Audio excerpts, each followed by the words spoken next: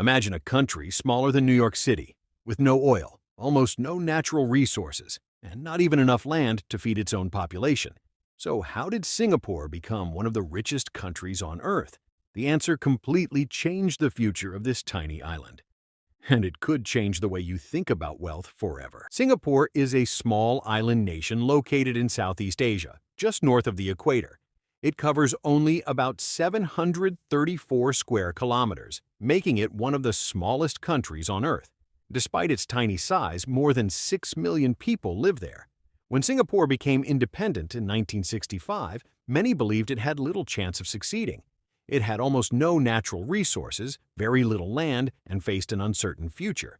But instead of depending on what was beneath the ground, Singapore focused on something far more valuable: its people. Today, it is considered one of the world's leading financial and commercial centers. The question is, how did this extraordinary transformation happen? To understand Singapore's success, let's first look at the numbers. Singapore has a population of just over 6 million people living in an area of only 734 square kilometers.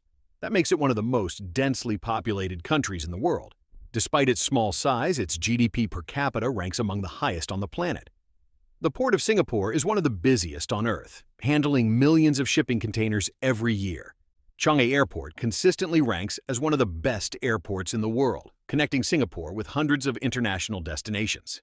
These impressive numbers raise an important question. If Singapore has almost no natural resources, where does all its wealth actually come from? Singapore's greatest natural resource isn't oil or gold or diamonds. It's its location. Sitting at the southern tip of the Malay Peninsula, Singapore controls one of the world's most important shipping routes, the Strait of Malacca. Every year, tens of thousands of cargo ships pass through these waters, transporting goods between Asia, Europe, and the Middle East.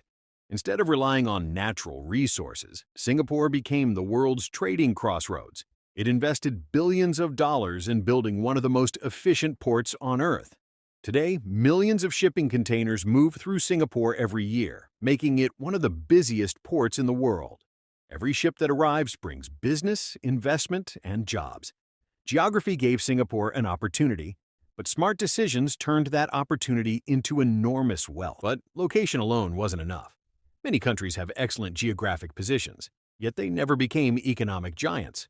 What truly changed Singapore was its long-term strategy. The government invested heavily in education, infrastructure, and public safety. It worked to create one of the most business-friendly environments in the world. Companies from every continent were encouraged to open offices in Singapore thanks to low corruption, efficient institutions, and competitive tax policies. Over time, thousands of international businesses established their regional headquarters there.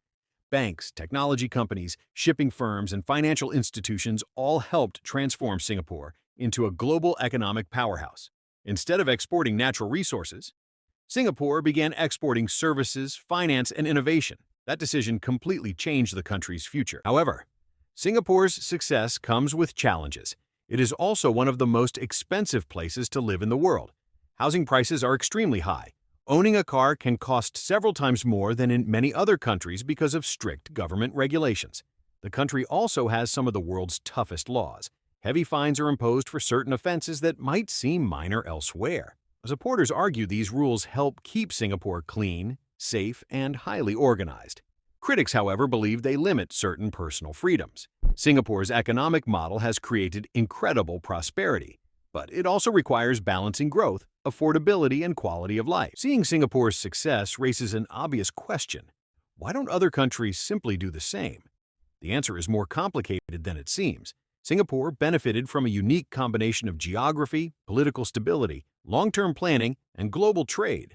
Not every nation has access to one of the world's busiest shipping routes, and not every government is able to maintain consistent economic policies for decades. Even so, Singapore proves that natural resources are not the only path to prosperity. Education, innovation, efficient institutions, and smart economic decisions can completely transform a country's future. Its story shows that sometimes a nation's greatest strength is not what it has, but how it uses it. Singapore's story proves that size doesn't determine success. A country with almost no natural resources, very little land, and countless challenges managed to become one of the richest nations on Earth. It achieved this not because it discovered oil or gold, but because it invested in education, trade, infrastructure, and long-term planning. Of course, no country is perfect. Singapore still faces challenges, from its high cost of living to the pressure of staying competitive in a rapidly changing world. But its transformation remains one of the greatest economic success stories in modern history. It reminds us that a nation's future is not defined only by the resources beneath its soil, but by the decisions its people make. And perhaps that's the most valuable lesson Singapore has to offer the world. Every country has a story that explains why it became rich, poor, powerful, or forgotten. Here on World Recorded, we explore those stories through geography, economics, and geopolitics. If you enjoyed this documentary, subscribe and join us as we uncover the world's biggest questions. Which country should we explore next? Thanks for watching, and we'll see you in the next documentary.